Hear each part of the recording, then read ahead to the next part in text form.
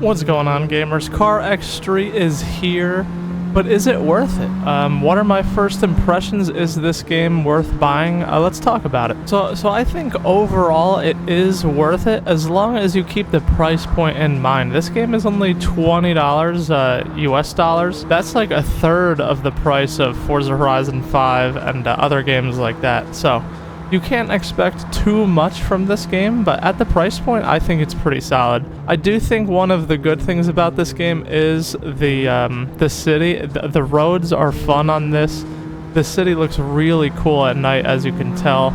All the buildings glowing around us and stuff. There is actually a traffic slider, which I have on high, which I found to be the most fun. It feels like there's lots of cars in the city and stuff.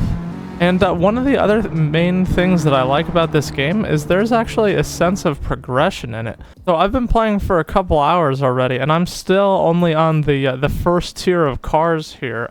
Most of the second tier of cars, or actually all of them, are still locked for me. So you really have to work and grind up the levels to get better cars, which I find refreshing compared to Forza, which basically just throws supercars at you 24/7. It's still a little bit grindy. Like if we go to the map here and I look at car delivery business, I mean, I have to do 62 more deliveries just to unlock this third tier of car deliveries. That's a lot to do, especially when they're all kind of the same. You're just driving a car from point to point.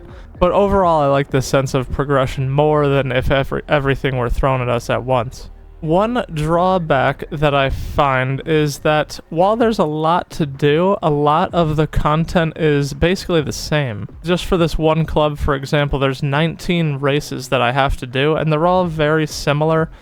I already did 15 for this Wild Juniors one. All of these races were also similar. A lot of this stuff is fun for the first couple times, but I do feel like it needs more variety in content. Also, the open world itself looks cool, but there's not really anything to do in the open world part of it, apart from just go from race to race, basically, and use these streets as the layout for the races. Otherwise, I wish there was more interactive stuff to do just in the open world portion, if you know what I mean.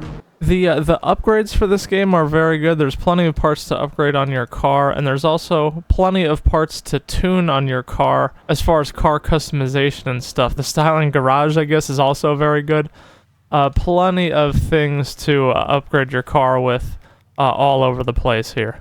They still are working on a livery editor. I hope they get that in the game soon. I think that's that fourth tab down there. Okay, as far as the actual racing and the handling and stuff goes, I think it's pretty good. The handling is solid for this game. It's nothing super simulation, like it's pretty arcadey.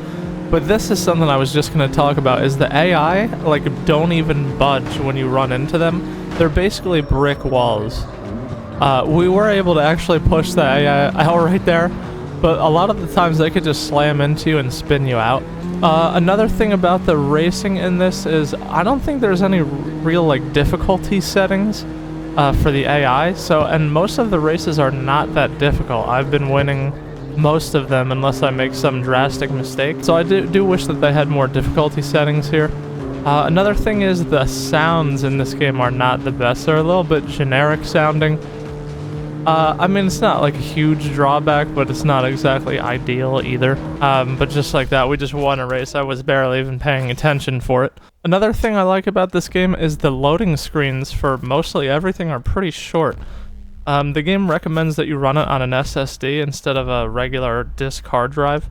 And I agree with that, because the loading screens, like, look, we came out of a race pretty much immediately right there. So it's pretty short loading screens in this game, which is much appreciated. Oh, we're running low on fuel. Let me just go fast travel to a gas station. And we'll fill it with some gas here. I'm not sure what the difference is between sport and regular gas. I'm just going to use the regular gas. It's a little bit of a weird mechanic, but it only takes 2 seconds. I also like that this game has an odometer. I know CarX Drift Racing has that too, but I love games with odometers and that track the mileage for each car. I think it's really fun. I also know a lot of people complain about the AI voice acting. It just sounds like an AI talking. I mean, it's not great, but it doesn't really bother me to the point where I wouldn't buy the game. I think people are overreacting a little bit there. No one's really buying this game for the voice acting. But yeah, overall, I think this game is pretty solid, especially for $20 full price, and maybe it'll go on sale in the future too. I think it's a lot of game for the price, and it's pretty solid.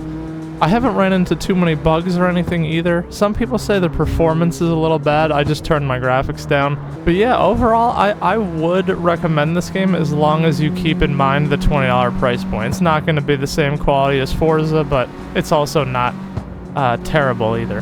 But yeah, I enjoy playing this game, and I'll probably make more videos on it in the future, and I'll see you in the next one.